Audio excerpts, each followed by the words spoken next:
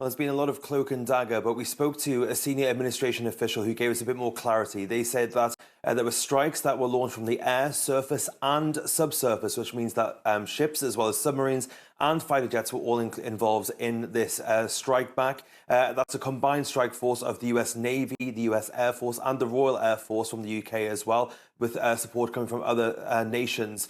Now, that senior administration official said that, quote, the target selected focused specifically on Houthi missile, radar and UAV capabilities, the capabilities that are essential to the Houthis' campaign against commercial shipping in international waters. We also learned a bit more about the timeline of how this came about. So we learned that on New Year's Day, Joe Biden, the president of the United States, drew up a list and asked his generals to draw up a list of potential targets should the Houthis not heed warnings. But he also asked them to draw up a final warning statement. That was something that was issued on Tuesday in the wake of a very big attack by the Houthis on US and UK ships in the area. Around 20 drones and 3 missiles were shot down. And it was after that that the final statement was given, telling the Houthis to stop what they were doing, otherwise they would suffer the consequences. Clearly that fell on deaf ears because there was another attack as recently as Thursday. And then this counter strike was launched by the Americans and the US as well. Now, the senior administration official said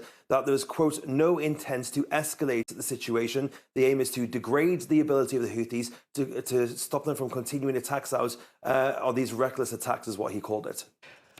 I think the obvious question on a lot of people's minds now is this continued increasing, seemingly, a risk of escalation. You've listened to the briefings, Fraser, you listened to the State Department, White House as well. How carefully is this being calibrated?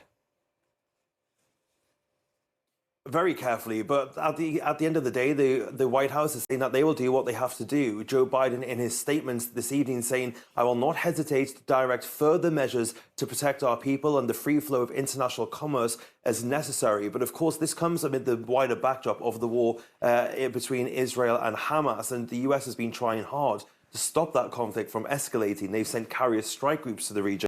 They've also, but of course, despite those efforts, we've seen strikes from the Houthis in the Red Sea, but also strikes in Lebanon and that border with Israel, and of course strikes in eastern Syria and Iraq as well. So Blinken has just got back to the US from his latest shuttle diplomacy trip, and he said that he'd heard from regional allies that they also wanted to stop this from spilling over, but it looks like this could turn worse because the Houthis have said they're not going to back down, so that we could expect retaliatory strikes from them any day now. There's a link here, Iran backing the Houthi rebels, but also an incident that's happened 2,000 kilometres from the Red Sea in the Gulf of Oman. You've had this US-linked oil tanker seized overnight that appears to be the very same tanker that was seized by the US carrying Iranian oil last year. What's going on there? What are the US saying?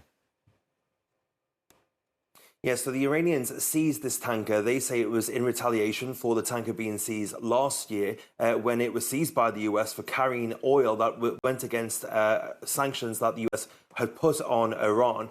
So we know that from the British Maritime Organization that there were at least 4 men who boarded this vessel armed with black masks on, and they diverted this tanker to an Iranian port. The White House has spoken out against this. John Kirby from the National Security Council saying, quote, we condemn this apparent seizure. The Iranian government should immediately release the ship and its crew. These provocative and unacceptable actions need to stop. Now, that crew that he's speaking about is 18 Filipino nationals and 1 Greek national. The tanker was owned by a Greek company. Now, we have heard from sources because of the New York Times sources saying that the crew will remain on board that vessel until the Iranians get the money that they lost on that oil that the US seized, which is about $75 million in current market value. So from what it looks like, Iran has made good on its promise that it made in the wake of that seizure by the United States to retaliate and to answer back for the seizure of their oil.